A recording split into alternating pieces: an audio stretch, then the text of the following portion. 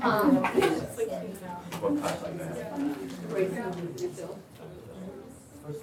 so hi everybody, welcome back to Center for Lesbian Gay Studies Seminar in the city here in New York, second class, placemaking. We're moving from the city to the place, so a much more specific scale in the city. And I'm very excited to talk about these readings, very different. Maxine Wolf just telling it like it is, her life experience. And then Joan Nestle, this incredibly poetic writer, remember in the 50s and 60s in New York.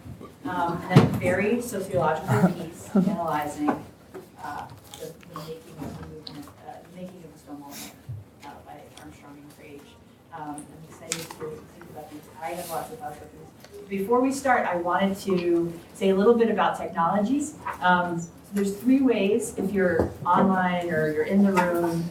I encourage you to turn your ringers off. If you want to tweet, go for it. Or if you want to get on the blog and make comments, I have to approve them the first time you make a comment, just to make sure you're not spam. But then you are free to comment away on all the posts. I make posts in advance of the class every Saturday, so you guys can be in conversation if you want to. You don't have to. You can tweet away whenever you want. If Twitter is new to you, there's something on the website, the CLAGS Q&Y site that I created that explains what the Twitter is and how it works. It's a fun world that has a lot of really great conversations and a lot of great activist connections come out of it and a lot of great negative things come out. I don't know if you've heard about Mortal Gay, which is death to gays, which is a new hashtag trending in France right now. Yeah. And I retweeted it and got some saying it was disgusting. It's quite a passionate hashtag. Besides that, there is also, and I would like to say there are many positive hashtags. Go gay, things like that. Don't limit us to that. And of course, I know that last week it became a super popular spot to just talk right under the live stream and jam, and that's awesome. And I copied and pasted that conversation onto the blog, so we have it forever if you want to add to it or add comments or change something. So, does anybody have any questions about that? Or? Okay, cool. So we'll start again with our names. I remember most of them. I think we'll go through it. I'm Jack. Robert. Kate. Kevin. Ariana. Cookie. Rebecca. Mark. Dominique. Michael. Trina. Nick. Andrew. Julia. Jenna. Simone. Amanda. Colin. Yana. Roy. Alex. Yasmina. And in the back. Sarah. Meredith. Leilani. Karen. Quinn. Calais. Nicole. Adam. Ariana. Hannah. Jamie. Nico. Lucia. Sarah. Hi everybody, welcome. So, some things that really caught me about these readings were the temporality things that came up last week about how protests make space, but only for a certain amount of time, and again, how the commemoration of Christopher Street Pride Parade March became parade. How that changed over time. In Berlin, it's not even called Pride, it's called Christopher Street Day. It's a very interesting way that people talk about New York. And the placemaking of a lot of things that happen in New York are, there's a lot of work about how the US is very dominant and how we do LGBT life here predominates and diffuses to other places, and how do people make their own lives in other places. So it's interesting to think about how this parade is shared everywhere it's starting here. Or is it shared everywhere where it's allowed to be? I also thought there was a lot of really great stuff in Max's critique about how you made a public space and how you made a different protest and how ACT UP and the Avengers did such amazing work. And it's shocking to hear about the pushback. Every time I read this, I'm always like, oh, that's how it was. And there's also lots of spaces that didn't get mentioned in these places. Besides beaches and apartments and homes, there's the virtual is always raging these days. Books and music. What's happening on TV? I bought this as a treat for us. I printed this. There are gays on TV now more than ever. you can buy this to find out. But yes, National Examiner never fails us. So, and I was thinking about art, nonprofits, youth spaces, cafes, restaurants, and my own research with Lesbian Women, the idealization of the cafe was a really big thing in the 90s, but the cafe was a big thing for everyone. Yeah. Don't forget about Major League Sports. Yes. Men. Yes, I love sports for the end, and how that's changing. Bathrooms came up, churches, we shan't forget. Movies, TV. There's a great article by a woman named Sally Munt in the UK called "Wherever I Lay My Girlfriend, That's My Home." There's a lot of ways we make places, spaces, and even streets and parks. So I'm excited to hear what you thought about it. And then one of the things I thought was how there was like such a need for public queer space in the 60s and 70s, and that it was like sort of like, you know, the out of the closet into the streets and like the making of gay bars that became so important, and how in some ways now we're seeing some of those places disappear, how a lot of the like really radical organizing work is like happening in like homes with like quorum forum and things like that. So it's been kind of like this shift from, I don't know if that's just because the queer spaces aren't needed as much. I mean, there's still so many similarities, like, you know, riding the subway and like picking out the queers on the bus to free speech. It's like, oh, we do that today, you know, like it's like the same sorts of things. But there was this this shift from like private, like home, like Mattachine and like Daughters of Leadus, or however you say please, you know, meeting in people's homes, and then there's like you go to the bars, and then it's in some ways it's like sort of back into like queer homes and in cities like San Francisco and Brooklyn, and there's a lot of organizing happening there, and I don't know, I thought that I don't know, that there was something really interesting too, and like reading this about like how San Francisco was like the more conservative argument, like let's work with cops, you know, around the police brutality and not, you know, commemorating the events happening there. And then seeing what's happening with Bradley Manning this week in the San Francisco, how they had that meeting last night. Oh, can you explain just in case everyone? So last night, the San Francisco Pride Board, like the Pride Celebration Board had, maybe, I don't know if I can do it justice, so stop me if I get anything wrong.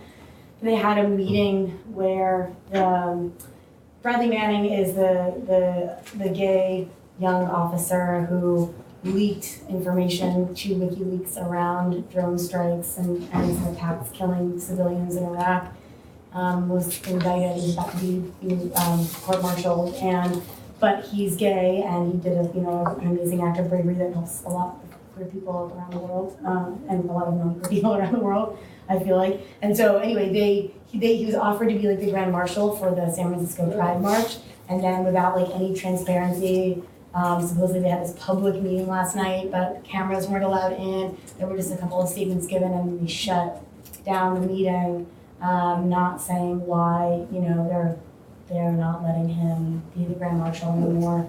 And so I just thought that was kind of interesting that like now the prides have just become this radical act. Obviously now we're all upset that it's just become like about alcohol sales, but you know, it was I don't know, it was interesting, like And Maxine Wolf makes the comment, I quote Max. Max makes the comment that, you know, even that it had become very normalized, that the politics were at the back of the parade by the 1980s.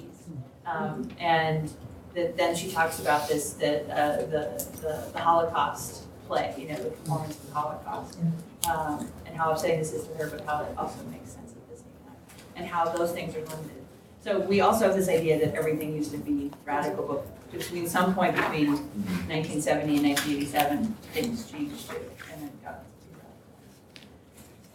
to I'd actually be quite interested to hear what people think about the Holocaust metaphors being used at the time, because I mean, I think it was very nicely contextualized, you know, where it was in this moment where they were really sort of desiring politics, and that was somehow sort of getting politics back on track. And it's the same way that in the late 60s and 70s, the way I reconstructed also the pink triangle was sort of introduced in Germany and in the US gay liberation movement. Sort of also for like, they really wanted to sort of politicize or get a movement going, but also, get something where people would rally around. Right. And it's like drawing on that place in Germany for those events. It's the same way that now Germany draws on Christopher Street Day to call a parade that or call it a march. What do you guys think? Did it shock you that they did it? Had you heard about that? That they used the name of Berlin? No, that they did. No. So that or that. Oh no, go both ways. Oh, well, I'm a queer historian, and so I just wanted to say that I think it's really interesting that in Berlin that they reference Christopher Street because Germany is really kind of where like the modern gay movement really began. If you go back to the 19th century and at the beginning of the sexologists who were trying to like help people understand that being queer wasn't a pathology. So the fact that now they're kind of still just kind of climbing onto like the American version of liberation, I think is pretty interesting when they have their own like rich history of it. Yeah. It's funny, like here we think Berlin's so awesome, and I went and did research in Berlin. I think New York's really great. The grass is greener way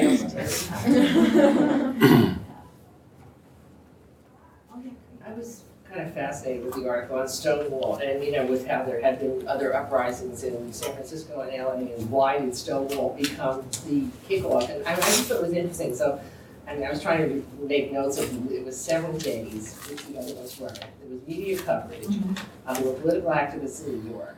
And then there was the commemoration 1 year later, which that seemed to be the big thing. I mean, if it had just gotten the media coverage and it lasted for 7 days, I don't think it would have been the kickoff. But it was the fact that a year later there was the march. And I also thought it was fascinating that when people tried to have a march in San Francisco, they did not want to use the word Stonewall. It was like they kind of didn't want to have New York get the credit, so to speak. I thought that was fascinating. So I just thought it was just interesting how all these factors came together to make it be happening in New York. Yeah. And something that comes up a lot is memory, like how memory creates spaces, and without the ability to physically memorialize, how do we carry those spaces or recreate them every year, or how do you lay claim to space as a group?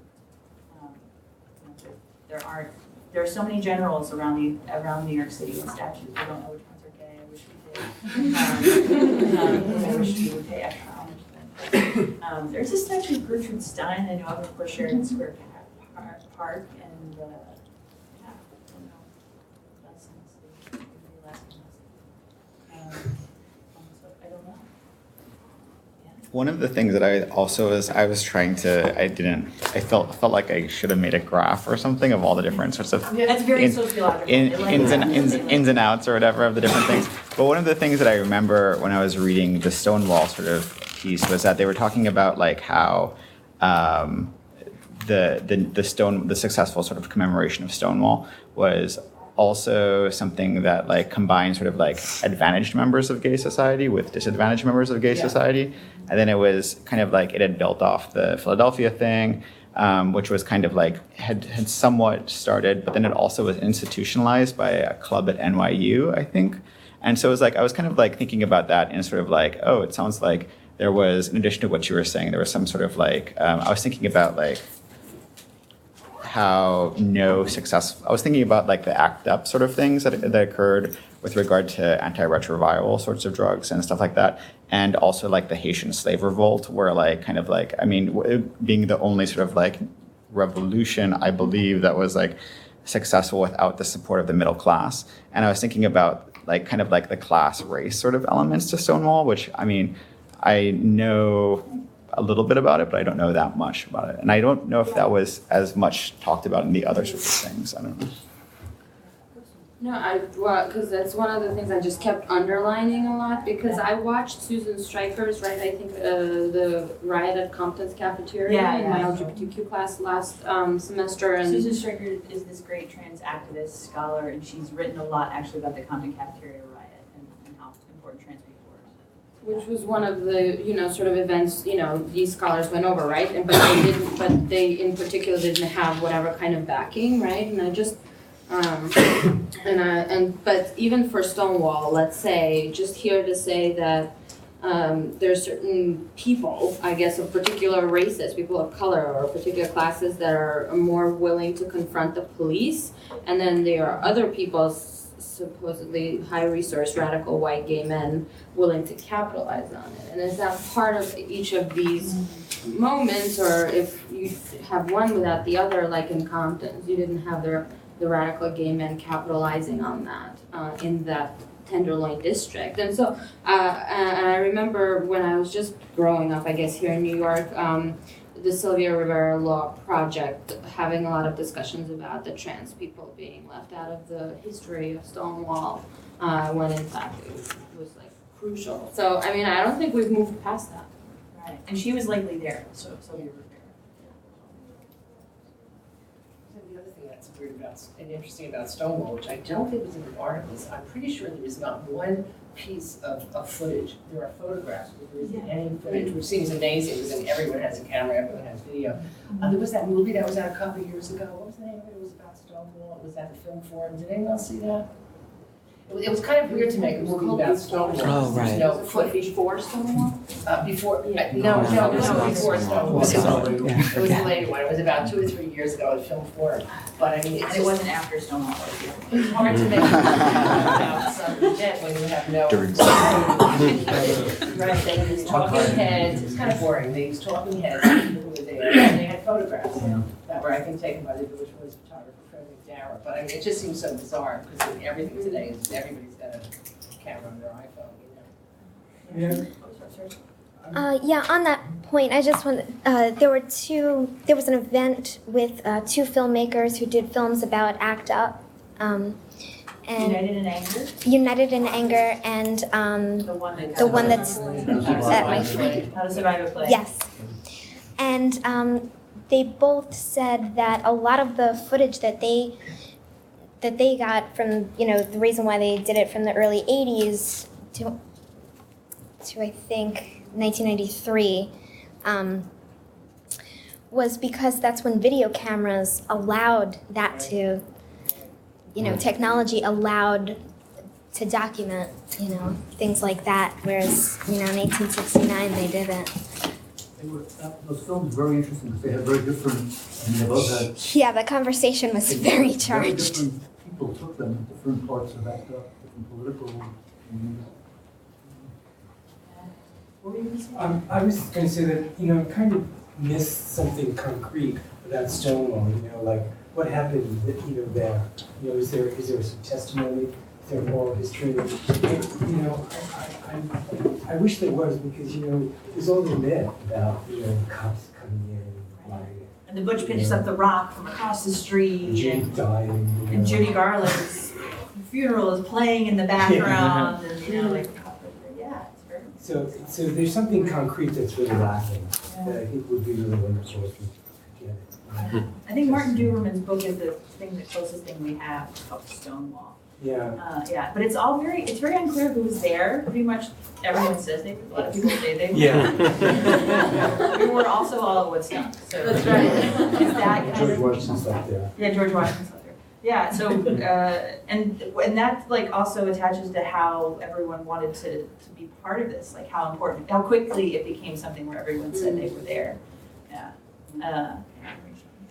I saw a woman named Miss Major speak a few years ago who, she's got a long history of queer activism, anti-prison activism, and she was at Stonewall, and someone asked her, this is like a group of college-age students all sitting around, and they had kind of heard, like, Miss Major was at Stonewall, you have to go see her talk. It's like a big part of history.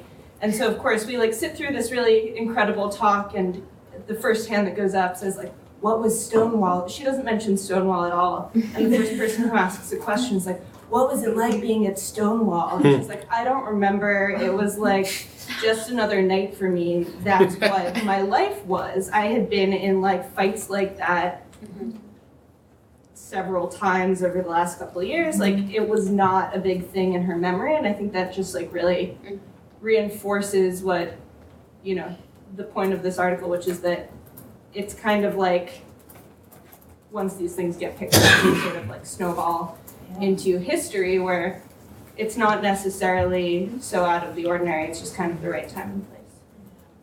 And that comes up in Joe Nestle's stuff too, about the fights and the violence, like the very intimate violence and the affect and the way that's happening.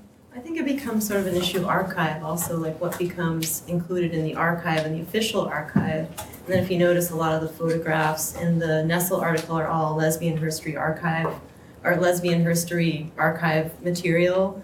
And it's like there's that archive and then there's like the main sort of story of the LGBT movement and how those other stories are starting to come out and how that complicates, but also maybe for some sort of weakens the political potential of the gay movement. Once we start complicating Stonewall, then it sort of becomes like a question of, you know, how do we tell the story in a more complete way, I guess. And what archives are available? I mean, Right. So there's the New York Public Library has the Gay and Lesbian Archive, which is mostly some men, two women, and all of the ACT UP records, which you're not allowed to touch anymore. You can only get the microfiche, which they also sell.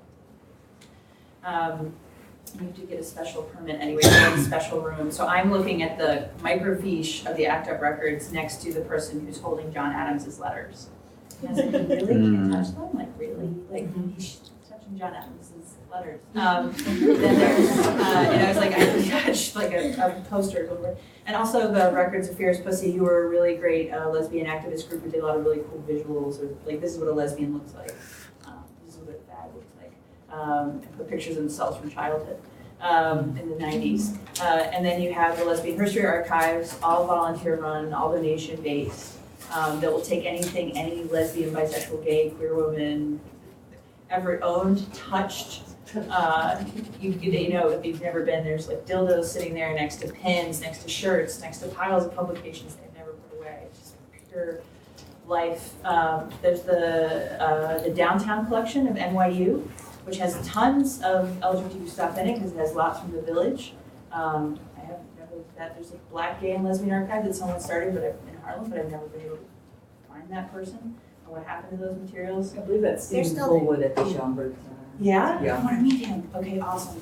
And then there's the LGBT Center Archives, which if you've never been there, is really the records of men who died of AIDS. And they left boxes of their lives in the closets of the LGBT Center. And then one man, whose name at the moment escapes me, who says 50 years of photographs of gay men and lesbians on beaches around New York that he's taken, has personally gone through and created this archive there. You know, like these are the archives of New York. Like this is what we have right now. And what I was finished reading this, I was thinking, what kind of collective memories do you want to create? Because it seems like we have a manual on how to create them, and what's missing, and who do we need to account for, and who can do that. I think exactly Nestle, I mean, some of the butch femme community that was sort of silenced post Stonewall, like I think that stuff has just started to come forward, especially with the trans movement. Like, so a lot of, you know, earlier lesbian and gay culture was very sterilized post Stonewall, it seems to me anyway. In terms of it went under, like the lesbian feminist sort of like politically pure movement toward other goals. And, you know, that article is pointing out like the rifts in those communities, like the Lesbian Avengers versus, and it came out in like the anti-porn versus anti-censorship debates. And so like whether we conceive, whether it's reality that we have a pre and post Stonewall moment, that's how it exists, I think, in the literature and people's minds, even though that's not really how it is, you know?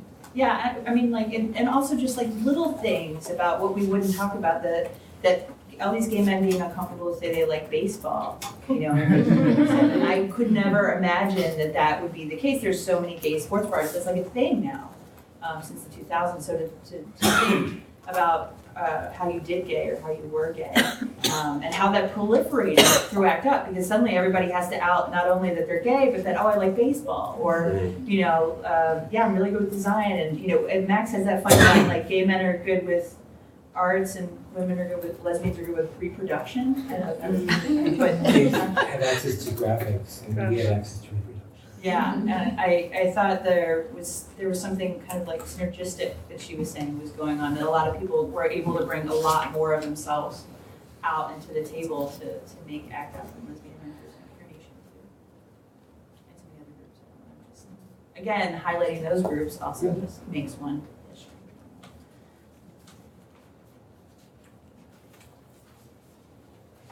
So in my research, a lot of people said that they wish that they could join like an ACT UP or Lesbian Adventures who came out in the 2000s.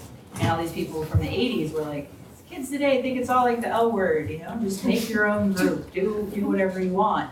But there's not this, there's a real clear need, right, for something.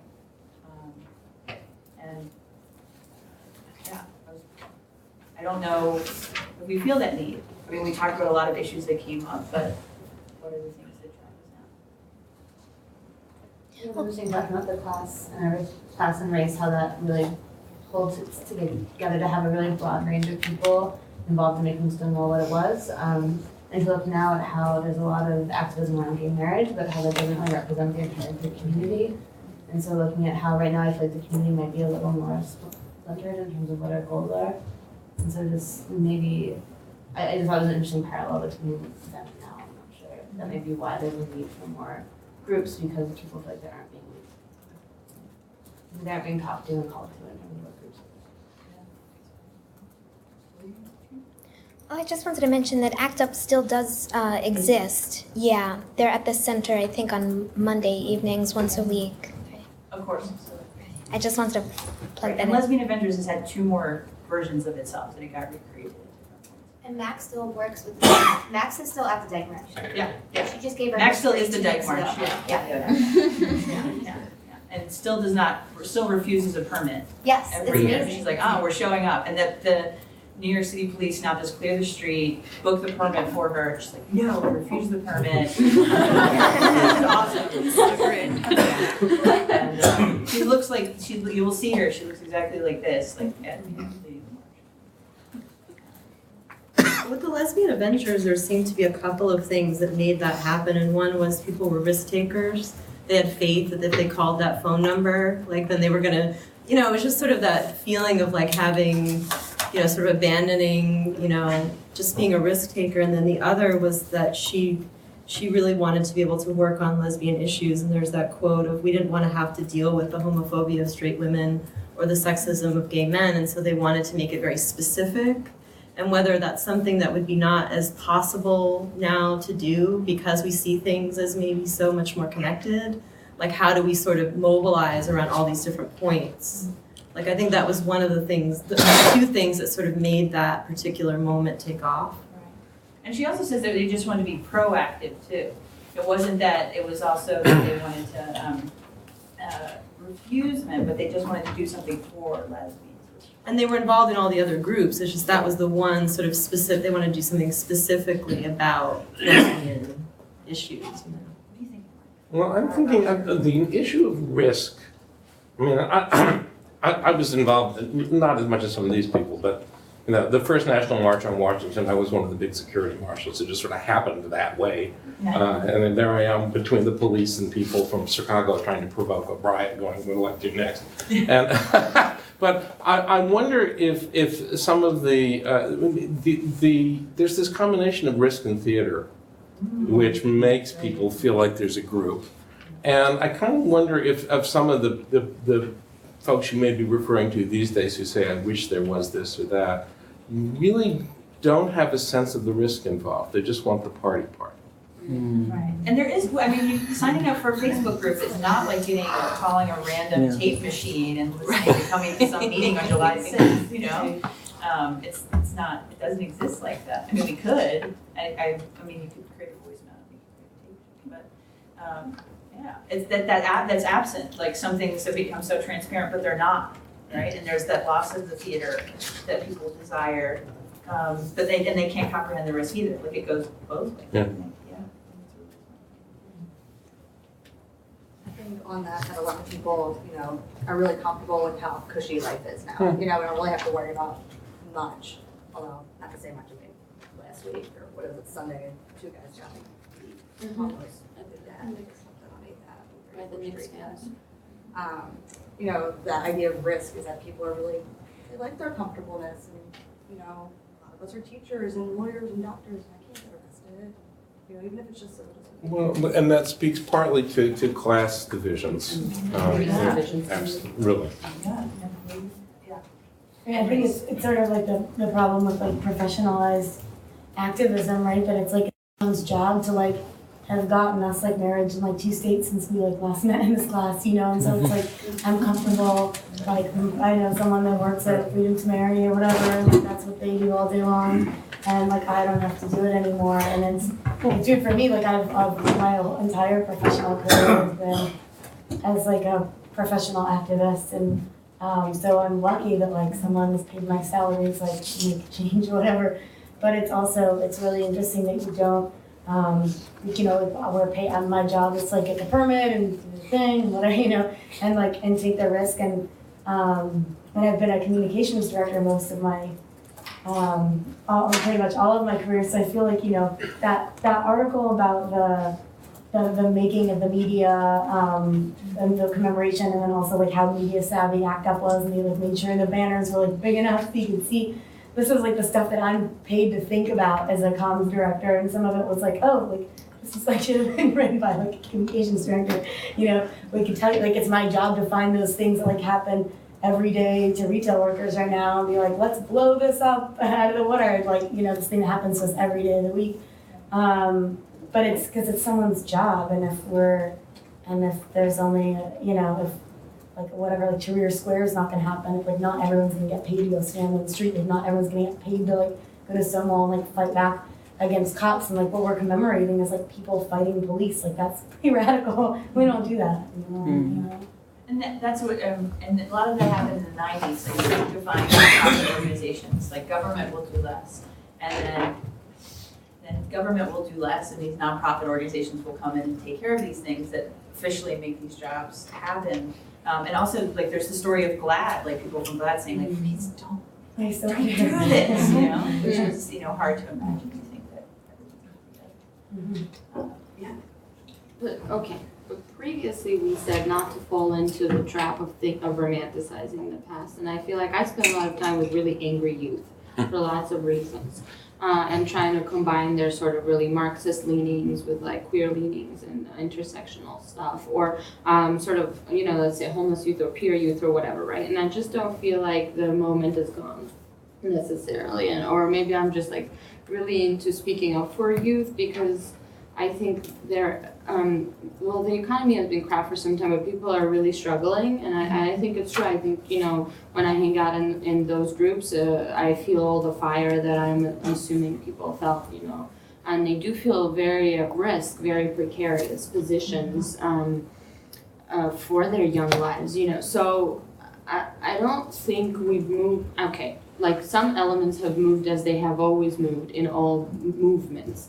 I keep drawing on the board, like, but there's always people that fall out in every movement, and it always looks the same, kind of. So you make the strides for the few, and then it's the rest of the groups that constantly, whether it's civil rights or women's or gay and lesbian, that sort of continue to have this fight. So I think trans women in the Bronx feel quite precarious and at risk all the time. So I don't know, so I keep talking to lots of those groups, but I feel like even with, say, when the Lesbian Adventures were getting together or ACT UP, there were plenty of people not at all interested in activism, like at all, like whether it was their private business and they didn't want anything to do with people, you know, talking about it, or whether they thought that it shouldn't, you know, it shouldn't matter, or maybe they, you know, but it's just, there had to have been lots and lots of people being like, so yeah, I mean, I'm at risk, but like, this is not my movement. Yeah, and just like right now. Yeah, So, and if you go back and you read the archival records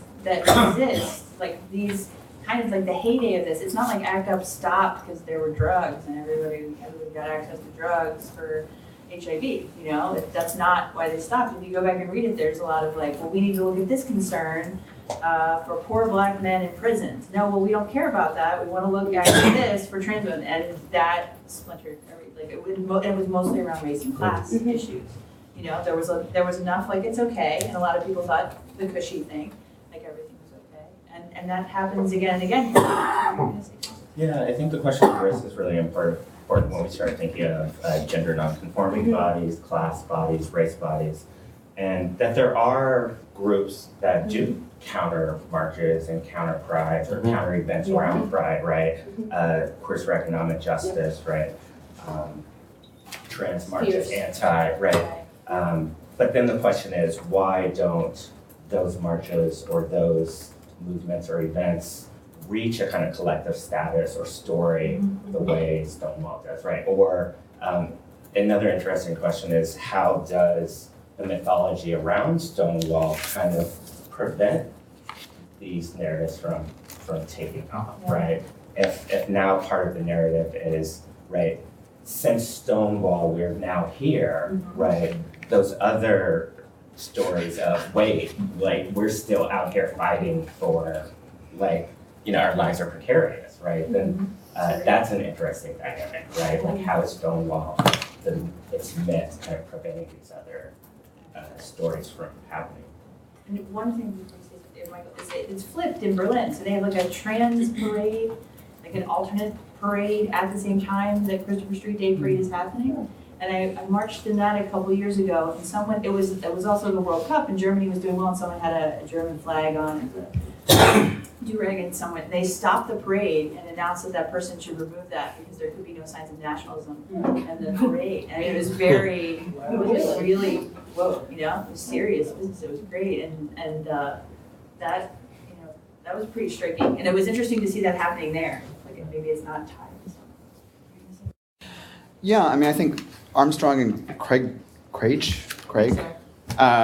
you know, their argument in part is that Stonewall becomes iconic because the parade form is adaptable and can be a lot of things to a lot of people. And so the kind of critiques of it being fun, et cetera, which I am very sympathetic to in a lot of ways, but there's a kind of balance there in a certain way, because, I don't know, sometimes I feel like we on the left want everyone to be serious like us, and the reality is they're not going to be. And so how do we devise a politics that can bring people in who wouldn't be in otherwise, on the one hand, without losing the bite of the event on the other, right? So that it ends up just being co-optation and the people fall out on the other.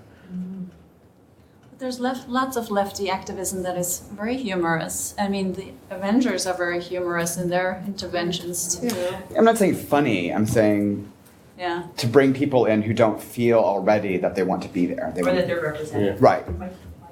Yeah. So there's this sort of problem of professionalization of social movements, I think. And I'm not a sociologist, but it seems to me a very obvious thing that has happened with LGBT. And then that becomes middle class.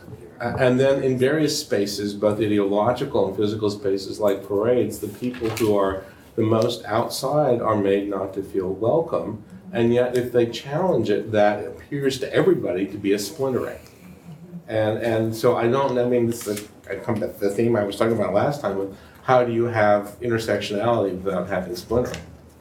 Like the univocality seems to me in the LGBT movement of this country to be white middle class and probably male dominated, and to be linked to markets. And it's a rather unpleasant reality, it seems. I'd love to add, but one of the things that strikes me is that we're talking about identities and the fight about who we are. And even at the time of Stonewall, there was that question of who the man that Stonewall was calling into existence. It wasn't the people at Stonewall. It became a symbolic movement of very different sort. And then there was, from the very beginning, there was this notion that there were two different groups of people who called themselves gay who accepted that identity. I don't know, the main leftist gay paper was the Boston Community News? No, this is Boston. Well, it doesn't matter. But they kept editorializing about how if all the people who go to the bars would come out. All right, out of the bars into the streets. Right, and of course, and I never understood that because, I spent a lot of times in bars having a good time, but I could also be at demonstrations and in leftist and other gay politics. So it's very strange. And then there were groups of people who thought simply assuming a gay identity was playing into the hands of a society that was oppressive. The idea was to eliminate identities of this sort, something which is probably more possible now than it was then. Like amongst queer historians, there's definitely kind of an argument over whether the activism, what I would call activism that took place in the bars in the 50s and 60s, if that's like seen as political or if that's like pre-political. But I mean, I think both Joan Nestle and the women who wrote Boots of Leather, Slippers of Gold, which is a really fabulous history of butch femme working class bar culture in Buffalo, New York, and Boots of Leather, Slippers of Gold. It's like butter, it's so good. Yeah, it's amazing. All those women argue that, I mean, the bar scene was very political, and that's where people learned that their desire and their behavior was political, and that their resistance was political. And so, I mean, and obviously, and then that led to Stonewall. I mean, if that didn't happen at a bar and it wasn't in regular raids, I mean, what would be the big point? I mean, almost all those, everything that was in the Armstrong article was all either a bar or a cafeteria, right? Right, yeah. So. I was interested, like the in-group, out-group thing, or the sort of like the groups that are marginalized while going to the pride parades, or the people who like are for like, you know, the gays who are for non-traditional gay issues, like abolishing the prison industrial complex. I think it's like very sort of like complicated, and I think it has to go back to kind of like why we know about Stonewall, and kind of like, and I think what Armstrong was saying was that we have a disproportionately large knowledge about what Stonewall is relative to like other important events, is because of the sort of like the machinery that you need to have to commemorate, like resources. Like New York is like at the beginning of the news day, and you know, it was during summer, and but also like kind of like just all the class sort of privilege things. And I thought that your thing about like the how do you have intersectionality without fracturing, and I was just like, and I don't know really, but like the only thing I could think about was like Barack Obama, like during 2004 to 2008, like he was like, I kind of, in my mind, I was like, he's uniting everyone, like every sort of primary state that he was winning. It was just like, oh, he has roots here from his mother's family in Washington State or Oregon or Hawaii or like, you know, all over the place. And he kind of like, and it was like, kind of like that sort of, he seemed to unify without dividing to me at that time. I don't know, but until he got power, and then he disappointed a lot of people. But like he was, but you couldn't pin him. But he didn't define himself. There was just the idea of who he was, you know. And like he didn't like, and when he didn't actually stand behind certain things people attributed to him, he like he didn't really say one way or another what he felt, you know. So. I think one thing that disability theory's done really well is talk about how identity is constructed, both how we feel we are and how the world constructs us.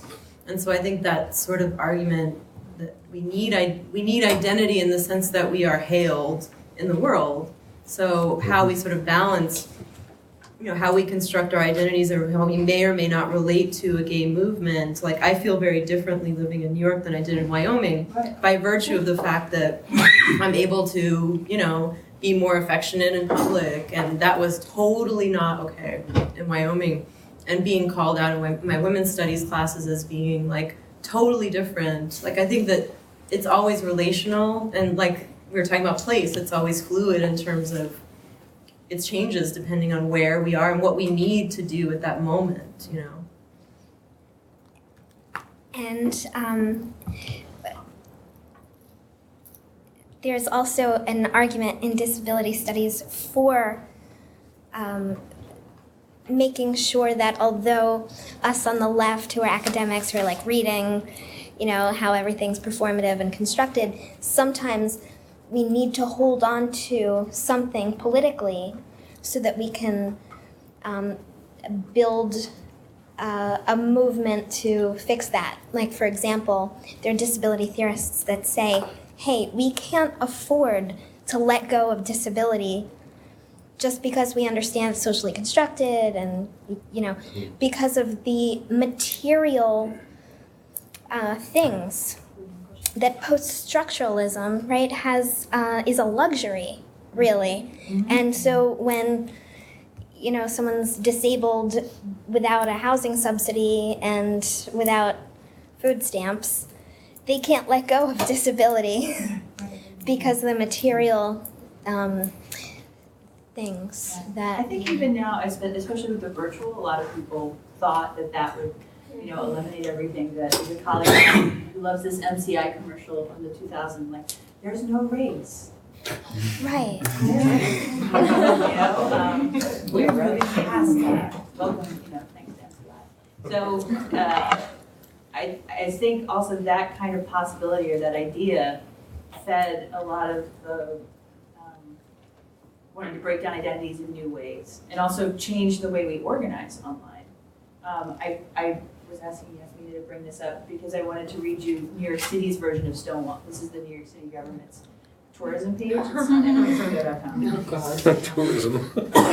40 years ago, New York City's Greenwich Village served as the site of the Stonewall Riots, an uprising widely recognized as the birth of the modern gay rights movement.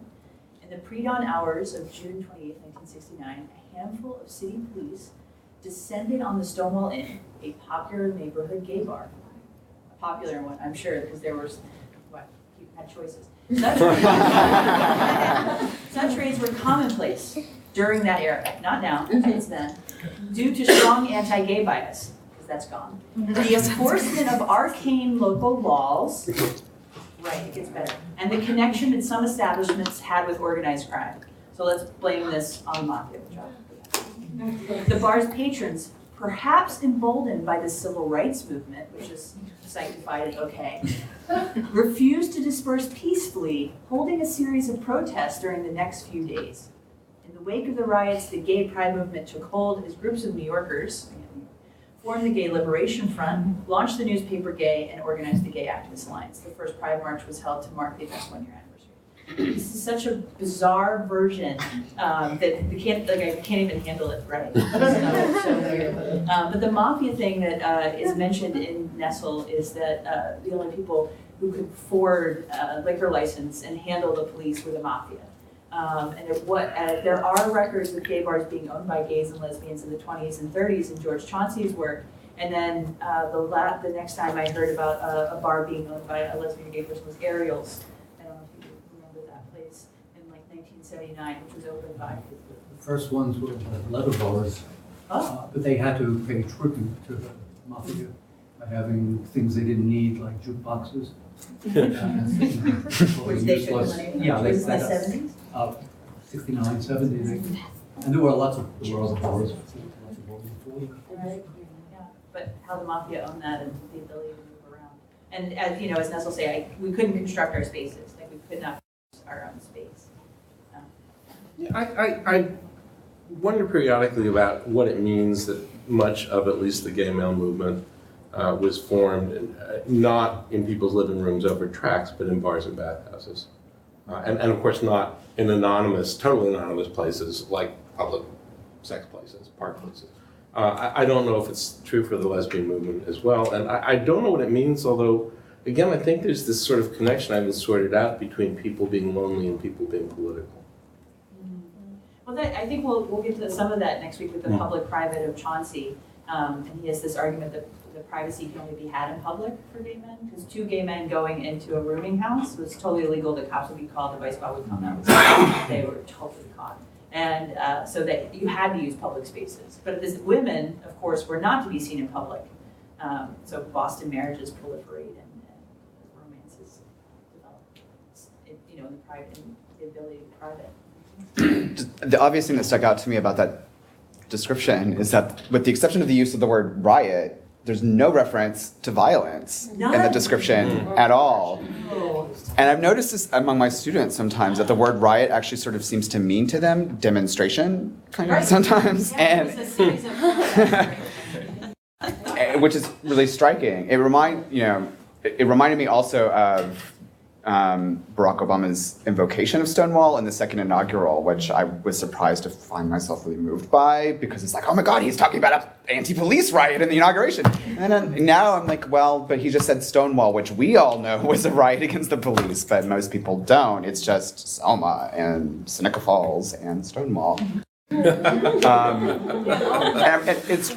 it ties back. One of the things that runs through a lot of these pieces is how much the making of place is tied to police repression, right? The kind of obvious dialogue and like reason that the dialogue is a weird word to use for that. Dialectical? I don't know. The interaction between the sort of queers and the police is really critical, and that's one of the reasons that it doesn't take off in San Francisco in the same way, is because there's this accommodationist relationship to the police, which is not just about a reformist politics, but it's also about the police being a little nicer. And maybe that was a bad thing for queer politics in the same way. So I'm also a teacher, and it was fascinating to read both these articles this morning while working with a student who was writing a paper about ethnic studies and defending or promoting ethnic studies, and she was promoting it. And the article on commemorability talks a lot about how we celebrate, who we celebrate, why we celebrate, clearly. And then I was reading the later piece from Maxine about the curriculum debate and how that was really like the first action for the Avengers. And it's just crazy to me. I just think about two things all the time when I'm teaching, which is about the untold stories, but then also about teaching students to construct their own understanding of history. But still there's that I want to introduce them to stories that are often untold. And every time I hear a story that's new to me, that is radicalizing, I mean, it's very radicalizing. So it's very radicalizing for me to read today, 3 years into whatever, and like still young, but feeling like I should know already that the first action of the Lesbian Avengers was to take on curriculum. Take on what gets taught, who gets celebrated, how we teach, how we learn. And thinking about the narrative, what goes into the creation of the American narrative, let alone anywhere else. But it was just fascinating to read that. I'm not sure how it connects to everything else, but I just wanted to share that.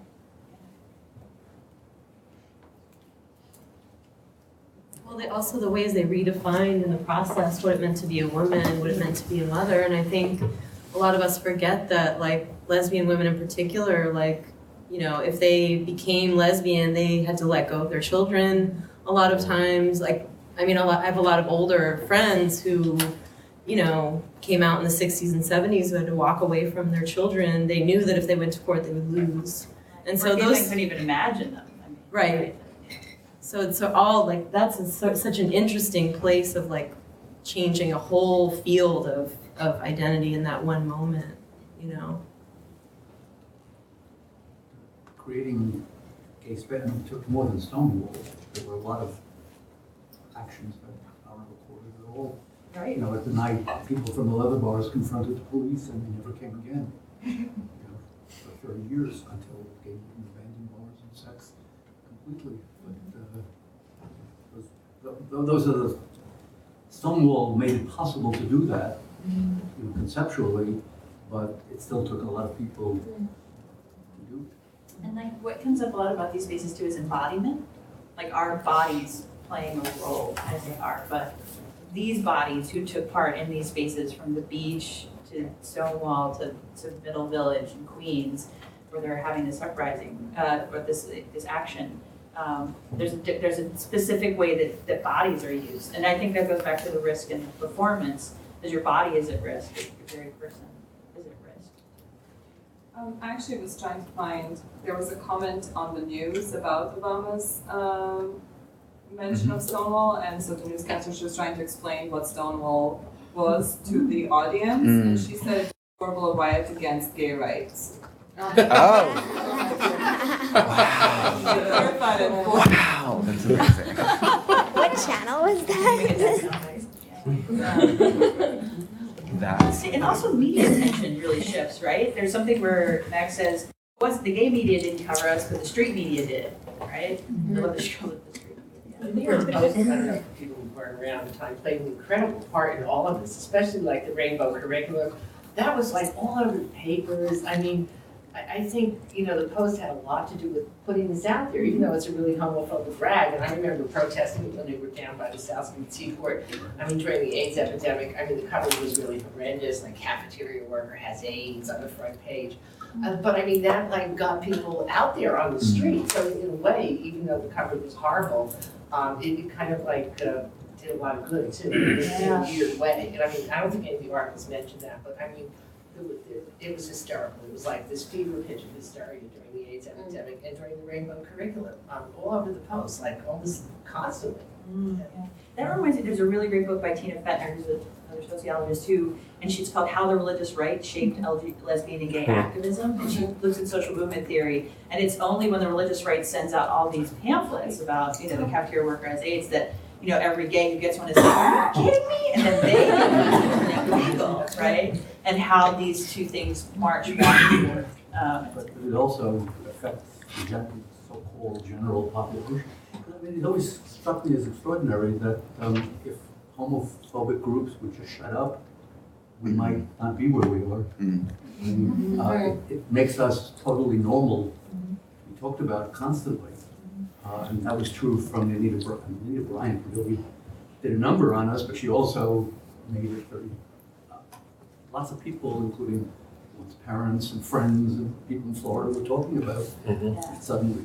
And if you don't know Anita Bryant, in 1977, they passed beauty pageant winner Anita Bryant with her perfect family and children went on to talk about how disgusting gays were and gays should not be teachers in Miami, and Miami-Dade County passed a law that gays and lesbians could not be teachers. And then she went on to get quite a lot of fame and really was the poster child of religious right until she did the worst thing ever. She got divorced. And that was the end of her career in that. But the religious right continued to grow, and the media continued to grow. And there were people who would go into YMCA's and demand that advertisement for oranges with her face on it to be taken down. They didn't take them down, but they suddenly had to confront the fact that most of their customers were gay. Yeah, she was a national advertising spokesperson. And that's related to a lot of boycotts, which aren't mentioned in here, but there were a lot of boycotts. There's a great book called Homo Economics, absolutely awesome book, that covers a lot of those boycotts, about the Great Boycott was related to the Coors Light boycott, the MCI, ATT, insert name. Those were really powerful boycotts that got us a lot of attention. First it was like, we'll refuse to buy, and now it's like, we will buy, right? So how did that shift? Why aren't boycotts happening? Well, when I found out that Hulu, I'm sorry. Oh, no, you and then you. Yeah, go ahead. When I found out that Hulu was supported by the HRC, I felt very mixed feelings because I really like my Hulu subscription. I really didn't know what to do. It's like really bothered me since then. And so I don't know if any of you have but it's interesting, Hulu, like you can watch TV on the internet and it's great, but I can no longer feel the same about it, honestly.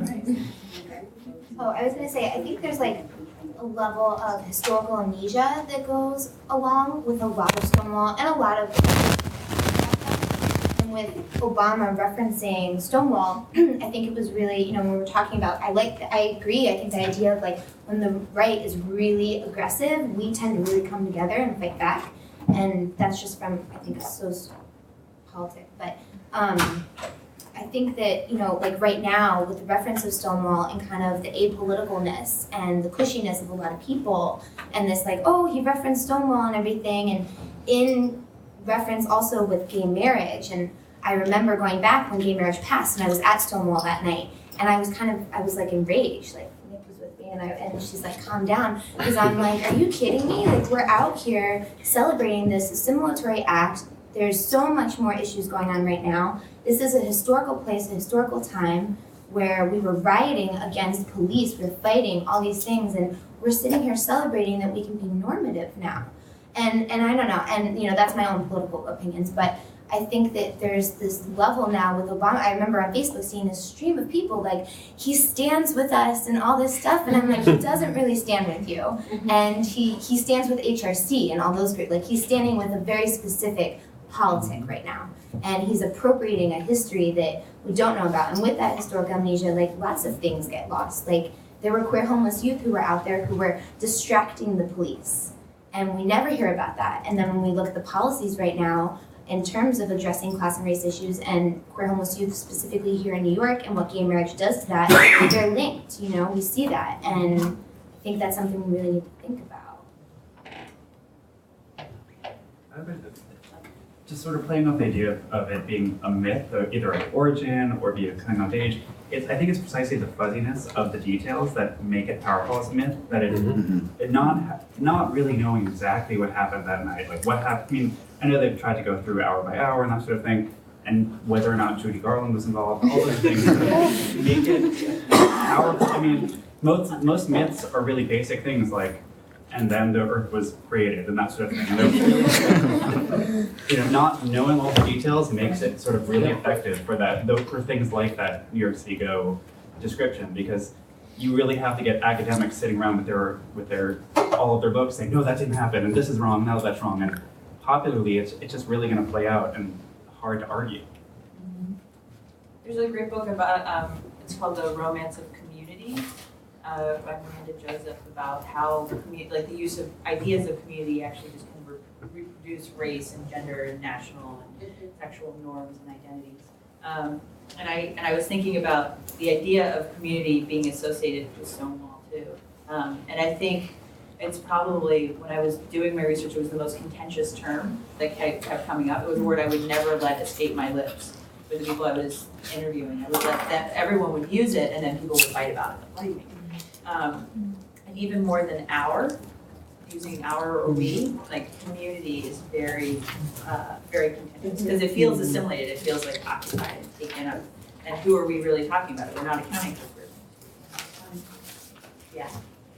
I was just gonna say I'm writing now about the Queen's Pride Parade, and I think it has a really interesting, it's a kind of really interesting counter story. I don't know if people know, but a Puerto Rican young man was killed in Jackson Heights, and then in I think like either the late 80s or early 90s. I'm sorry, maybe the dates, but early 90s. Okay, thanks. So the cops tried to say that it was a drug crime, and it was clearly a hate crime. And he was beaten to death with a claw end of a hammer on a playground in Jackson Heights. Julio something? Rivera.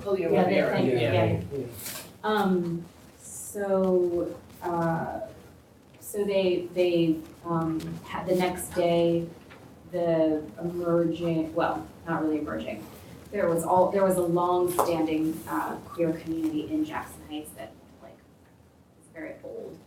But there wasn't really like a political movement yet. So, but in response to that, they organized some street protests, and then eventually that kind of developed into the parade. Queer Nation also. Yeah. So, thanks. So I just think it's an interesting sort of counter story because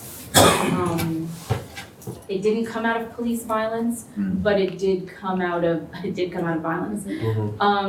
And it is now like the second biggest pride in the city. It's the most diverse pride. When he said, how do you have intersectionality without splintering? I thought, I've seen that actually. I've seen intersectionality in a parade in Queens. Which is the most diverse place in the world. Yeah. Right? Like nationalized, race-wise. Yep. Yeah. So that's represented in the parade.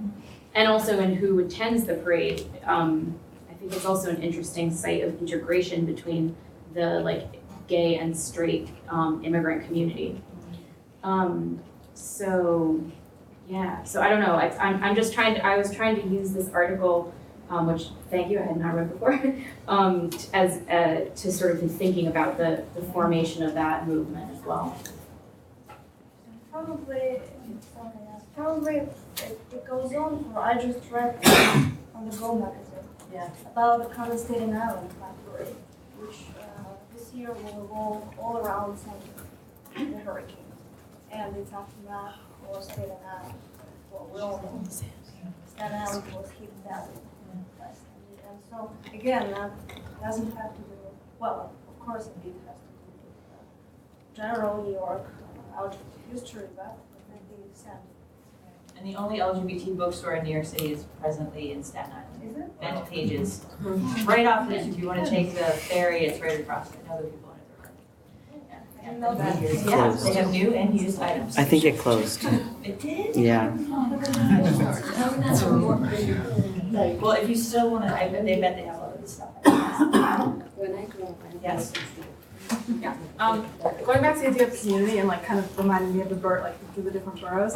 I work in like Bronx high schools and I run like a queer group, and it's very interesting that like my kids feel almost no sense of community because the LGBT center there was shut down through embezzlement, and so there's no Bronx LGBT center, very few Bronx resources, and like it's very much related to like in class, and a lot of the kids I work with feel like no community at all, like isolation, and it's like very, very sad to me because I feel like, you know, I live in Brooklyn, Manhattan, like there's so many things, and in the Bronx it's like totally, you know, it's very splintered. Right, and then there's also what's invisibilized in the Bronx, so one of the longest, long-term, you know, lesbian like enclaves in the city is on Fordham Road in the Bronx. And, you know, like that's been around for decades. And they are heavily supportive of the Pride prom, the gay and lesbian prom they have for kids up there, which I think is also attached to Fordham, which is a Catholic university, Jesuit Catholic university. And I think they hold it in the library still. But it's like that very small group, and you would have to know. And even when I had gone up to the center up there, and it was just like the second floor of a space, and they didn't have enough chairs, you know, for people to sit. Just like an empty room. And now that's happening. And I just remembered on the subject of sometimes young people ask why the Dyke March is still necessary today. I thought it just in my head connected all of these as we were talking about like the sometimes splintering of the gay men's movement and the lesbian, and then still why we still need specificity, and also just the conversation I had about the backlash to the term queer, which is multifaceted, but one of the things being, well, if then we rename everything queer, then we don't discuss, and I don't know what it feels like anymore to be a real lesbian. I heard that. Or bisexual. Well, certainly, yeah, and we haven't even mentioned them. We don't. Again, yeah. So, what do you think? Why the Dyke March is so? Why is the Dyke March? Well, very fun and moving. It's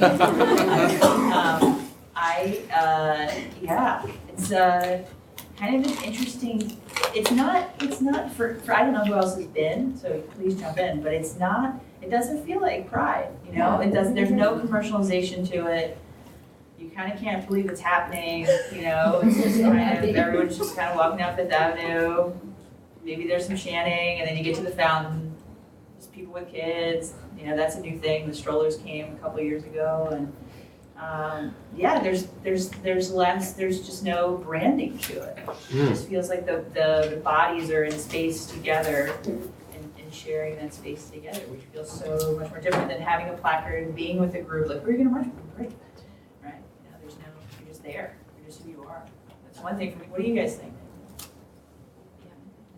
I used to help organize the Dyke March, and I think we talked a lot about making it not an anti-Pride so much as against Pride, but as very different to Pride in that we don't encourage groups to, people can march in groups, so we don't ask people to identify as a group. One thing about being a Pride Parade is you have to be part of a group. It's very high security. You can't get in unless you're part of a group, you have a card, and all these things that works for the Pride Parade, but this is much more grassroots and much more open to everyone as long as you identify as female. And so I think it is very interesting to see that it is a very successful parade protest that's been going on for a long time. That I think it's important because Pride is so commercial and there is a space for that, but because Pride is so large, it kind of it takes up a lot of the air in the room, and so things like the Dyke March and the Trans March are good for reminding people that there are a lot of other issues out there that aren't being addressed. You guys always raise your hand. Just an example that's sort of in this vein of stuff. I do my research in South Africa, and in Johannesburg there are 3 prides. There's the main Joburg Pride, and there's Soweto Pride, and then there's another pride in another set of townships to the east. And in the last Joburg Pride, so this was last, I guess, September, this is when they typically do it, because that's spring there. There was a group of Black women activists, mostly lesbian and trans, who disrupted the parade because they felt it was not focusing on issues of violence against women. And so they actually like laid down in the street and kind of halted the parade. And then there's video online actually that you can find that's really kind of amazing. The organizer of Pride comes up literally in her Mercedes and is saying, this is my route, and starts to threaten to drive over them. And it caused this huge sort of controversy within queer communities there. And I think the last I heard is actually that Pride is not going to happen this year because of this, because they couldn't put a committee together to organize it, etc. The flavor of that Pride has for a while been very much like we're accustomed to here now, right? Very commercialized, etc. And in fact, the kind of after party, you can't bring any of your drinks in because you have to buy drinks. There's a gate and you have to like get patted down and go in the gate into the public park and then purchase your alcoholic beverages, etc. there.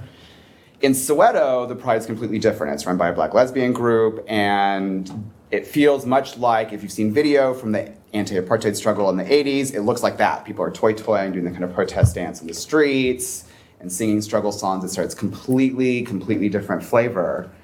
And it looks now like those will be the only prides in Johannesburg because this commercial pride has actually been kind of, at least temporarily, sort of blown up by this protest action. And you know, the legal situations out there was very strong, and the kind of reality on the ground is very different. And so that's sort of what it speaks to, is that folks who have money are benefiting from the from the legal protections, and they want to party. You know, only party. There's no protest anymore. Or even here, like who has access to the Christopher Street Pier gets rented out sometimes and uses the space, then you have to buy like $150 ticket to go to these things, you know, and who can go and who gets to experience Pride and who gets to ride in the fancy car with the convertibles, and, right? So. Yeah, it's actually a question. I mean, the description of the Dyke Parade, and I'm curious about the Queen's Parade, how sort of subdivided and subgroup identified that one is. And then the question is, where does that come from? Is that coming sort of from the bottom up, or is it the decision of an organizer? And you're suggesting it has a lot to do with who's officially managing the parade, even a protest parade. Right. I just want to jump in 1 second and say, for non-New Yorkers, the Dyke March takes place the day before Pride in New York City, and is organized all by volunteers, and it's made up mostly of dykes, as it means. So, but anyone, please. I just want to say, if you do say something that you think might be very New York, like what the highlight is, might not know. I realize that happened. Yeah. Sure. I just wanted to answer your question. So, each of the I've been like working to do. I sort of was like professionally gay for 5 years. I was running a project working with queer survivors of domestic violence, and so I had to register for like a bunch of different parades. And I also did legal observing for the Trans Day of Action for a number of years. Whatever, anybody can do it. Just with respect to how it's organized, you have to like register with. I think they because it's organized by this group organizes both Queens and Brooklyn. You have to sign up to register, and so they vet you that way. Whereas with other things, like with the main sort of Pride that's organized by the Heritage of Pride, there's like an official orientation, all this other stuff. But with the Trans Day of Action, you kind of just show up. Mm-hmm. And basically the Trans Day of Action, which is the day before the Dyke March, so it's like this sort of weekend event, Friday, Saturday, Sunday, is also, I think, generally not permitted, but also more organized around specific events. So while in the past it was more sort of let's just see where everybody goes. The last few years were around like specific organizing that has been important to trans communities. So around protesting HRA, going past the One Police Plaza, and sort of like having more specific destinations for each of the marches, which I think is really interesting. I just wanted to point out that even within those parades, that there are, there's the people who organize, particularly the Trans Day of Action, which is organized by, the SRLP, fierce folks. They're really specific about trying to protect the membership or the people who come because they're so multiply marginalized. So there's, there are trainings for security or people who wear different armbands who do things like, sort of form protective circles around the undocumented folks, or sort of youth, like homeless youth. And so there's like all these opportunities for multiple points of entry for people to participate. I've seen that develop in the last few years, where originally like sort of nonprofits didn't bring their banners, but I've been seeing more and more of that happening in the last few years. And so, TILDEF and SRLP and other organizations will come and bring their banners, whereas before it was more, because it hasn't been going on for that long, like maybe like, I don't know how many years. But you also, I guess it's interesting to track that genesis as well. Like, let's see what happens in the next few years, how groups become more organized, how issues become sort of, there might be a central organizing issue. I imagine that this year will probably be something around the Community Safety Act, which is the stop and frisk stuff. Thinking about how, I don't know, I just wanted to mention that because it's sort of thinking about how the evolution of sort of like the Pride March sponsored by Coke and Halliburton versus like whatever, the Trans Day of Action, So. I organized with the Dyke March in Boston, and then I just started here in New York. And I've been to New York for a couple years, 4 years now.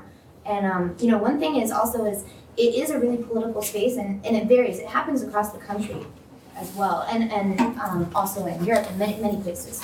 They vary in how they're organized and kind of how they go. But like in Boston, for example, Max talked about the fire eating that happened, what they did, that ritual. And in Boston, they do that every single year, where they form a circle and people eat fire and they say, we take this fire and make it our own. And so there's certain practices that people do, and I think like here in New York, especially what I see is there's a lot of kind of intersectional politics that are happening in that space that you don't get to have necessarily in Pride. There's people who are out there marching for Queers for Palestine and talking about the apartheid system there. And there's people who are talking about stop and frisk, and there's people who are talking about all these multiple issues that are going on, prison industrial complex, violence against women, all these things. And I think what's really great about that space is that, in terms of Pride creating this kind of agenda of how things go and the corporate eyes of it, is that you can come and you can bring your politic there, and that's open, and it's a place kind of to really express that and do that. And you don't always get to do that, especially at this time. And that, again, that it varies in different places and how people express that and go about doing that. And it is, it happens. Just going off the tangent of different cities and then tying it back to one of the articles we read is like how San Francisco's Dyke March is quite a bit different than New York City, because San Francisco's Dyke March starts from an all-day party in a park, and like how that community in Dolores Park, it's like the sunniest place in San Francisco, it's the warmest place, so if you've ever been to San Francisco in the summer, it's really cold, and so people are very happy to be there, and then it evolves into going through both the different queer neighborhoods in San Francisco afterwards, and so how that's such a juxtaposition to going down Fifth Avenue, and kind of then tying it back to the article where talking about how San Francisco's alliance with the police was such a more softer relationship, I would guess say, and so maybe that was able to evolve that way. It didn't have to be this resistance march as much. And even the Pride route has changed many times, like 3 times I think in New York. It originally just left, Sheridan Square, and went up 7th, and then kind of ended at the park. But then there were all these issues about being in Central Park, because Central Park Conservancy was not going to have that. And even at that time, it was just there were so many people in the park. People started to sell things in the park. Then you needed a vendor license. There were so many issues, so it was better to direct them downtown back to the West Village. So that was and then everyone marches along Fifth Avenue, so it became another march. That's a good point. Yeah. One interesting thing about it, and I'm listening to this, and there's a part of me that's really trying to not get involved into the whole Dyke March politics debate, because it's a huge debate. But at the same time, and I hear celebrating Dyke March and all the wonderful things they are, but I also have been witness of extreme transphobic attitude at Dyke March community meetings, while Cafeteria, which was one of the organizers of Dyke March for years, has become trans-inclusive in 2005 and has been literally kicked out of the organizing committee after years of actually fronting money for the Dyke March. It's like sponsoring the Dyke March practically, or at least fronting so that so anyway. So I'm having an extreme emotional reaction here to all this because part of me as a dyke feels like I have been excluded from that space. And it's fine. I mean, it's in the end my choice to go and, I don't know, for years it was like Mermaid Parade was at the same time as the Dyke March, and I decided that I would rather go to a Mermaid Parade and feel fabulous. Then go and feel queer. It's a very queer parade. We know it's our parade. We know it's our parade. And feel sort of literally and violently excluded. I mean, and in my memory of Dyke March, I don't think I have ever felt more discriminated as a dyke than I have in a Dyke March committee meeting space. And so I think we need to be, and I mean, I hear there are people who are working on it, so I don't want to, I mean, I clearly have not worked with you guys, so I don't really know how it is right now, but that I never went back to it since 2005 because of that moment. And now it's how many years later, and it could be completely different and wonderful in terms of communication skills, but because of what happened in 2000. And so it's kind of interesting how queer spaces, even spaces that are supposedly radically queer and supposedly here to empower us, can work in the opposite way. And I think that conversation keeps getting excluded because, and this was something that Well decided after that whole exclusion, we're just not gonna even, like we don't want to have a fight with a whole bunch of dykes because it's like, it is a dyke space. I call this the body of regulation in my dissertation. It's just, but it's always like it's always like not enough, not gay enough, not lesbian enough. People, I've had the experience in my life of people always being like, asking me if they're gay enough, and I'm like, I just look like this. I don't have the manual, I have to, but there's this expectation of that, and bisexuals enough, I mean, bi panic in the 90s especially, and then the kind of like trans people as what they call border guards, not that keeps this kind of gay and lesbian identity insular. And there's always somebody excluded to claim that this space is good enough. I mean, I think, I call it the trans surge, in the early 2000s, there's a lot of like, where have all the butches gone? Now they're on T. And why did that happen? So, END is not supported, and all the LGBT centers in the US are like, oh, we're gonna give out hormones. And a lot of people are taking hormones and dosage, and a lot of people are transitioning. And then all of a sudden your ex-girlfriend is your ex-boyfriend.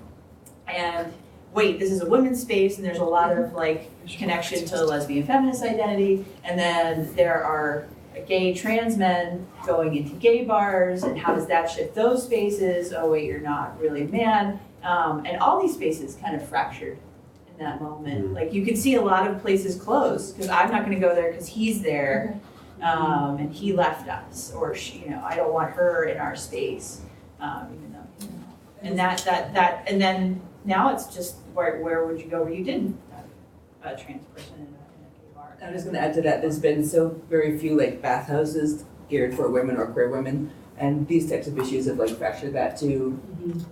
I lived in San Francisco for a long time, and Ocento, the women's bathhouse there, has closed down in the last few years, and that was a very untrans friendly space. So it's these, I don't know, it's just interesting. It's such a huge issue right now. I'm really glad you brought it up. I mean, it could be a whole other class. And I was also imagining, like, as we're talking about the Dyke March, like, what would the Million Man Gay March look like? Or, I want to go to that. I want to be, you guys go. Or the bisexuals, or or not. And if the Trans Day of Action is usually, is a Trans Day of Remembrance, isn't it? Just November. The Trans March is like the day before the Dyke March. Which doesn't get any coverage. And then there's in November the Trans Day of Remembrance, right? I think that's really interesting. Like, I'm sorry. It's just really interesting. This is such a contentious issue, and it's very upsetting. And I think one of the problems with it is, like, for example, like F to M, well, suddenly you're becoming a man, so now you have to buy wholesale all of these qualities that belong to a man, and you are sort of buying into sort of the idea of being man, and that's such a misread of how that transition takes place. It's like, and that still shows how we have this sort of basket of gender qualities that like, when you transition, like, here's your basket, like, you know, now that you have that basket, like, now I'm not going to talk to you anymore. Now my relationship to you, now I'm hesitant and I'm afraid of you. And I think that that's coming out of a place for women who've experienced violence against, like, from male subjects, like, it's real. And I think that these are really, it's going to be interesting to see how all this plays out. And the only thing I can say also is, like, we should be sort of, this is hard to say, we should be sort of grateful for these disagreements, because that's how feminism sort of grew up also, is having to take in, like, having to take in the Combahee Collective and be like, okay, you're right, our bad, like, you know, we were horribly racist, and having to own those things,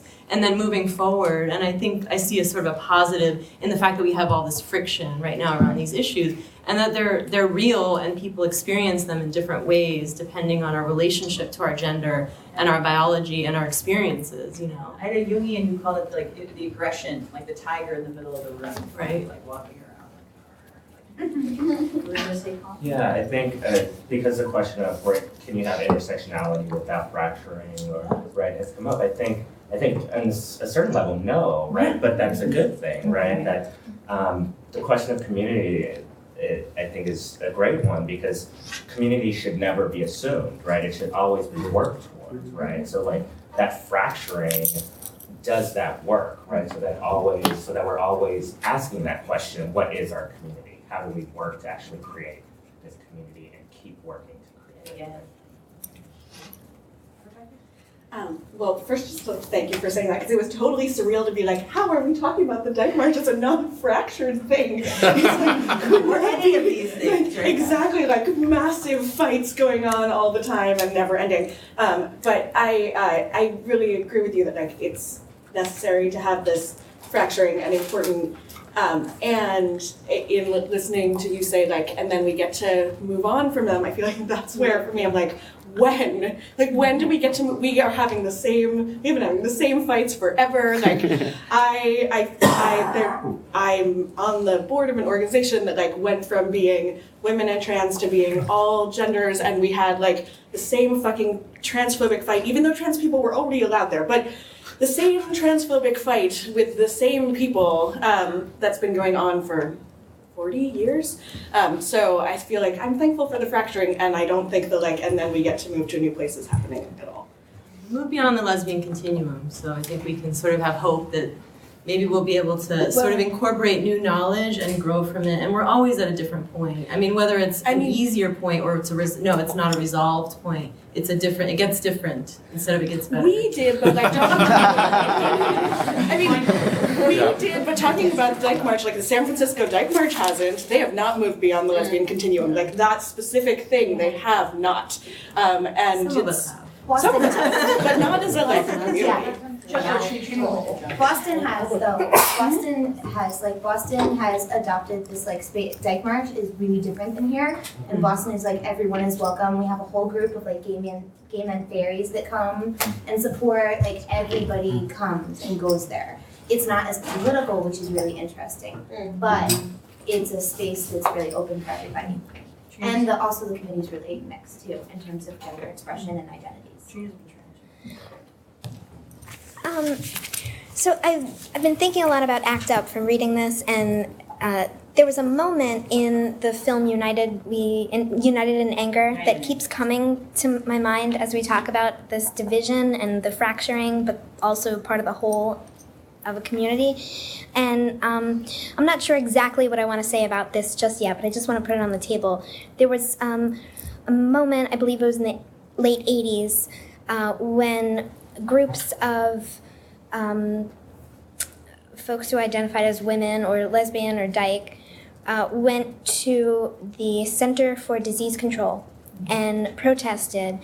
And the very real thing that they were fighting for was the signs that they held up were something like, women are dying but not disabled. And what that meant was that there were a list of HIV symptoms that if you had those symptoms and you were diagnosed with, 3 or 2 or of them, you were able to get some social benefits because of that. But there are some symptoms of the specific strand, or and I'm not sure about the biology, but that affected breast tissue and other kind of reproductive, ovaries and things like that. But it was not listed on the Center for Disease Control's symptoms list of HIV, although it was. And so sexism played into this idea of what got diagnosed HIV, which then made access to certain social benefits. And so I just wanted to bring that here because it was like something where it makes a lot of sense that there was a specific kind of division within the community because of the very real effects of sexism at play and I don't know, I just wanted to bring it to that.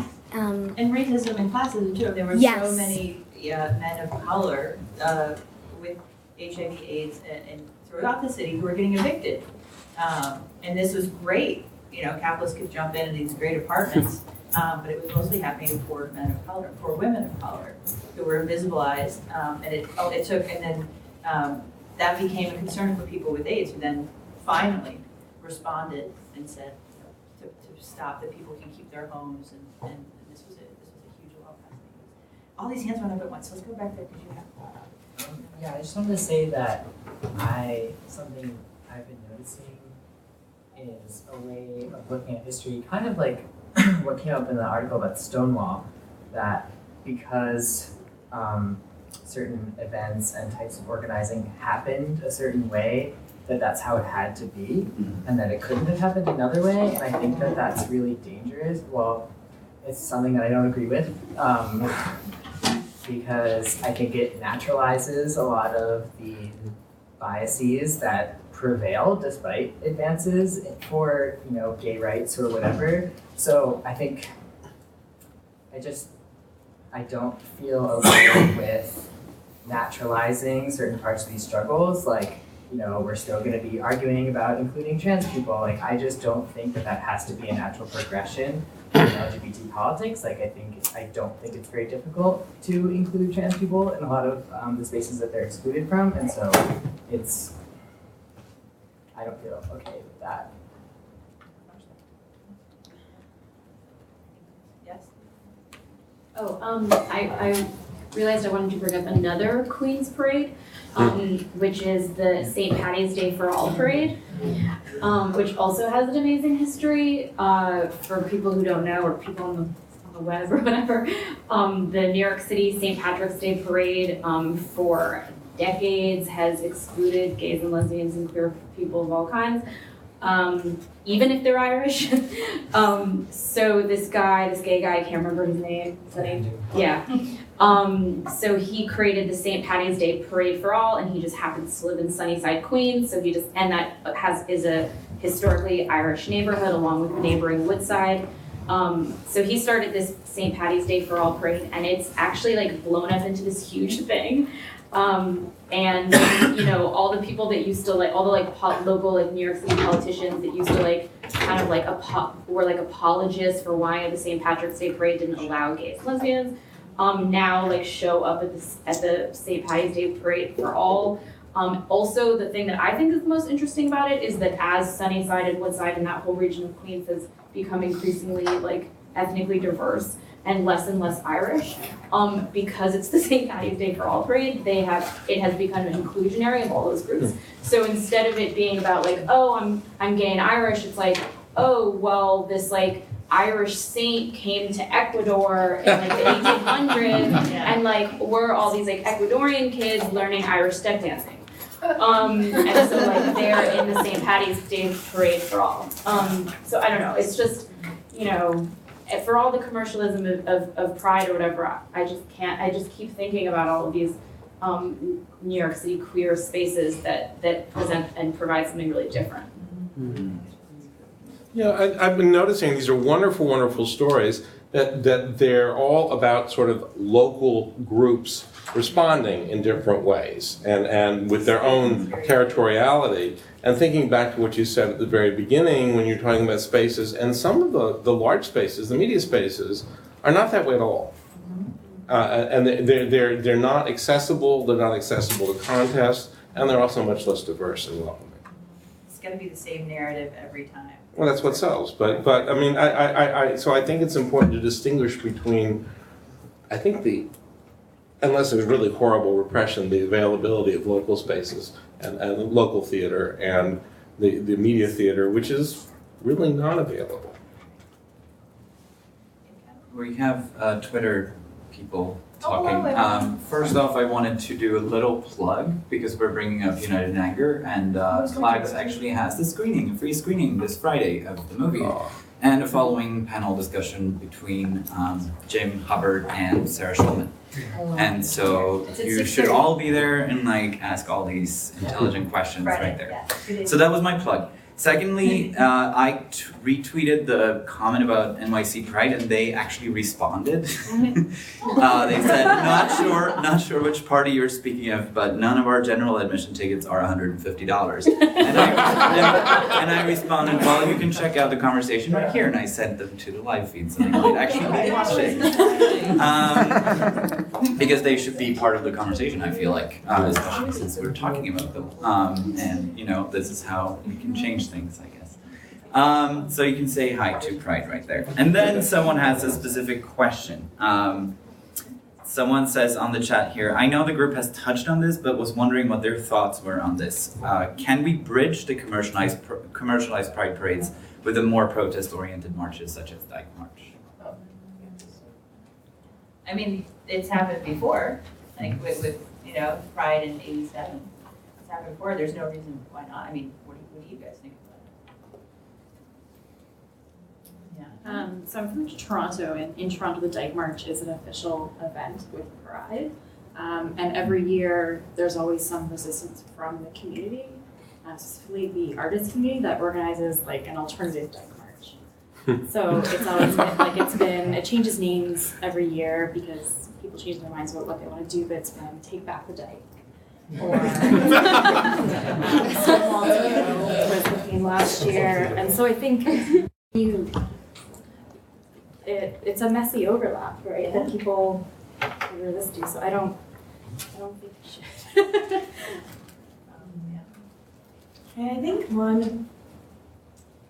you know, like when I think about when I got involved with activism when I was younger, and younger people getting involved with it now, and like why people make decisions to be political and take action, I think like part of it is, and they wrote about this as like ACT UP. It's like, oh, like we were seen as like cool, sexy people, and there's like this like element of fun to it, and that's also fulfills this really important emotional role for people that like, you know, when everyone's like, oh, we don't go to Pride anymore, but it's like for the kids, and like you remember your first one, and like how that space is like really necessary for people, and to see like those big numbers like makes people cry every year. And so I think that there's some ways in which that's not why we do this work too, but there is this very social part of it that that is, you know, political just inherently, and that there's nothing really wrong with that fun and that social aspect being a motivating factor. But I also think that there's work that we can do if we're not like, you know, we're not the folks that are marching with HRC, and maybe we don't want to go to Pride, but I think that there's work we can do, like the example, I'd never heard of the example you brought up in Johannesburg, but that's like an example of like participants really taking it back. If there's, you know, thousands more spectators at New York City Pride than there are people marching, there's so many opportunities to do something. And, you know, I know that like, you know, folks feel tired of infighting, but that's like a symptom of like being a really privileged person within that, and that's like, I don't agree with that very much, but that we don't need to see it as always infighting. But I think there's opportunities to make it fun. I think there's opportunities to change the things we don't like about it, and that we need to retain retain other spaces too. And there's that I think that idea that you're talking about, like how we need to sort of retain some of those, like that, some of that essentialism. And I think, isn't it like that Eve Sedgwick that also brought that up, like strategic essentialism, and that you like need to choose like when you deploy certain things, even though you understand that they're totally socially constructed, but like we need to retain some of that as well. I don't know if that's solving, but right. And you know, Heritage Pride is made up of other queers who are trying to do this to reach other people, and it means a lot to them too. So there is a lot of beauty. I mean, I had all these women in my research who talked about this magical moment. It's like going to the Disney parade, but instead of like characters, it's like you. And like, it's like it has that kind of magical quality, and it just keeps coming, right? It just keeps going and going, and you're like, holy cow! And there's like a group for knitting, and a group, there's a group for everyone and everything, and that does splinter us. But then you can just keep seeing all these.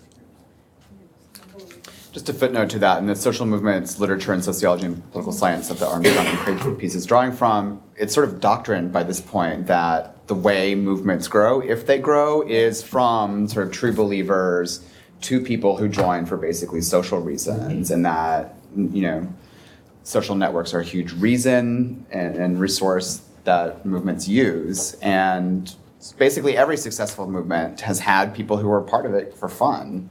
On some level. And sexual desire. I mean, that's just clear because, our focus is sexuality. But that and relationships and, like who founded the archives and the march, like those people were dating and then they weren't. And then, they had to deal with that. And that's involved too. It was alluded to in the article about the commemoration of the media event cycle that comes with Pride, in that having that focalization every year at that time makes it brings up these conversations annually, but within the Pride itself, by having all the groups identify themselves, it does send a reminder to the people who are coming together for that, so this work is being done daily.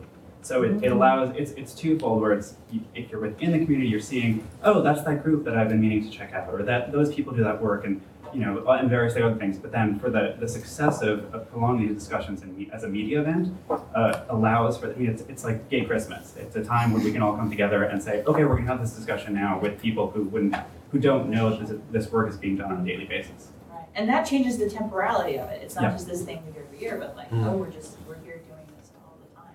And even institutionalizations and nonprofits then make us more prevalent. You want to say? Because I said I was going to mention it before we started. I just came back from Fierce, which is the first queer burlesque festival that just happened in Columbus, Ohio.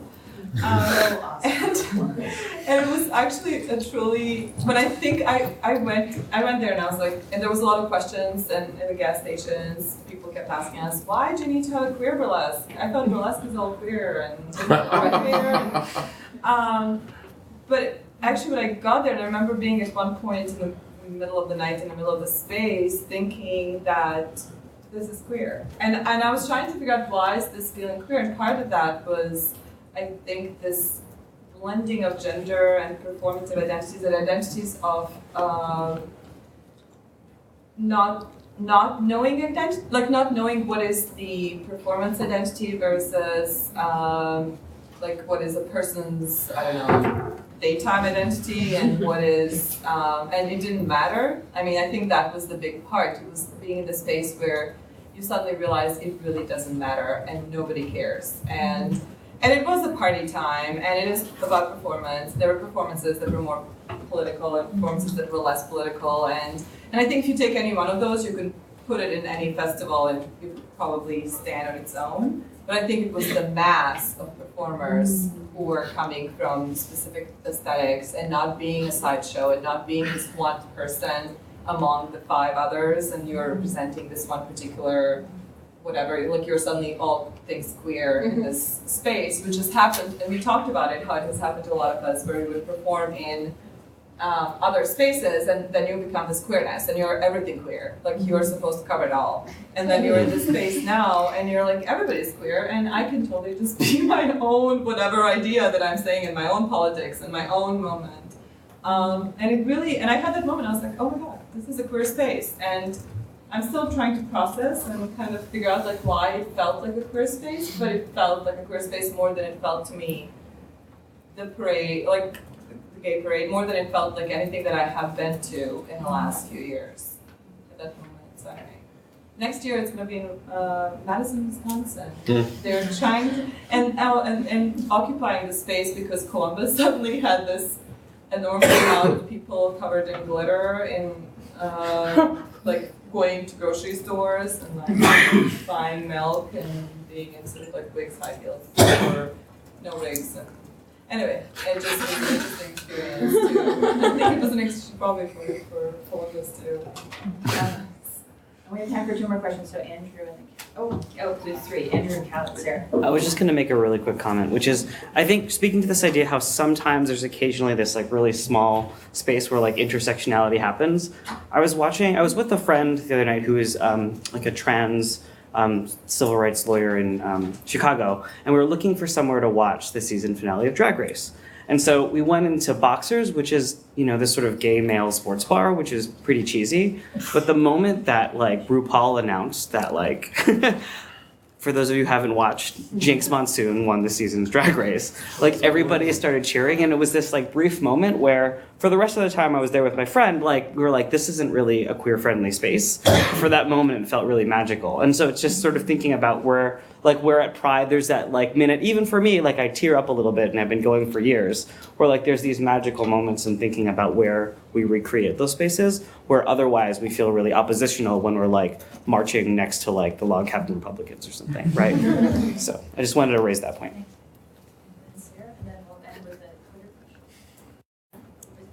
Yeah, sure. Oh, I've been kind of holding on to this all night, and it's just that there's some kind of larger categories that emerge that we didn't really, I guess, question tonight, which is queer urban space for tonight, and the theme of placemaking was a march and a festival or somewhere we went. And I was just kind of thinking about how you put the readings together. So 2 of them obviously come from the edited collection, but methodologically they're really different. One's kind of a compilation of interviews, right?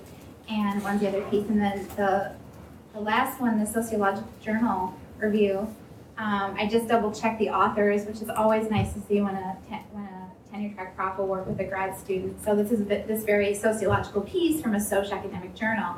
But I kind of wanted to ask you if in the theme of placemaking, because we're talking so much about various different kind of carnivalesque urban things that happen in an isolated day as resistance to build community for activism, right? And we haven't really questioned that. And we also haven't really talked about the private, which is where most of the sex in but like in the part of does the it? Or does it, right? But like in the part of Joan Nestle, when it's the kind of memory of I'm making out on this blanket, the idea that we could just share some making out on this blanket was very different from actually walking across the sand and then going up over the steps and then leaving. So even kind of different spaces on the beach.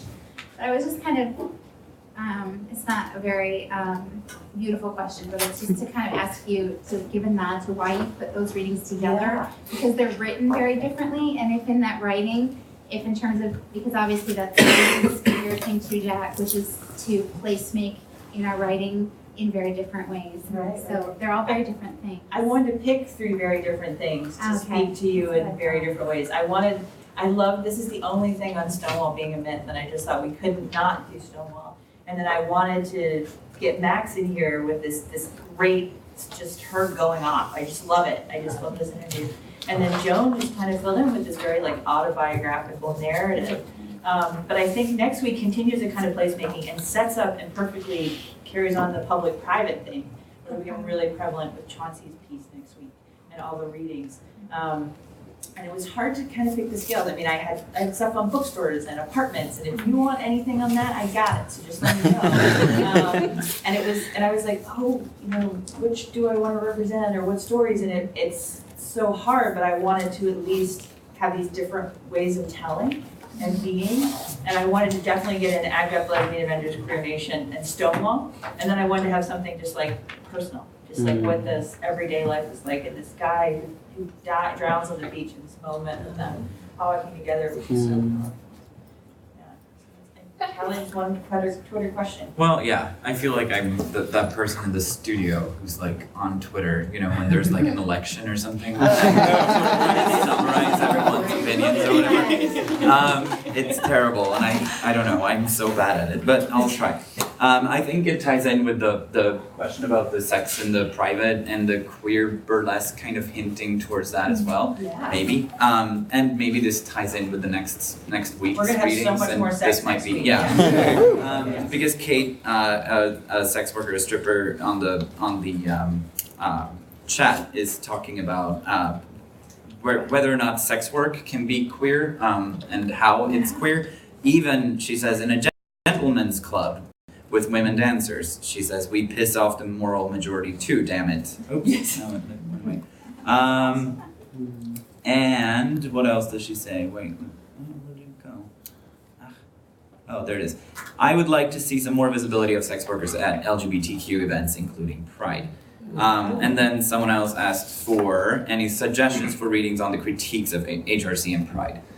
So these are two sort of that I just singled out now. But There are not a lot of critiques of HRC. That's mostly going to be on blogs. I mean, there's not a lot of academic stuff written. Or even the founding of HRC, which I don't know a lot about, but it was founded with $500,000 in 1979. I mean, that's a huge amount of money to kick off with, and I don't know. I'm very intrigued by that too.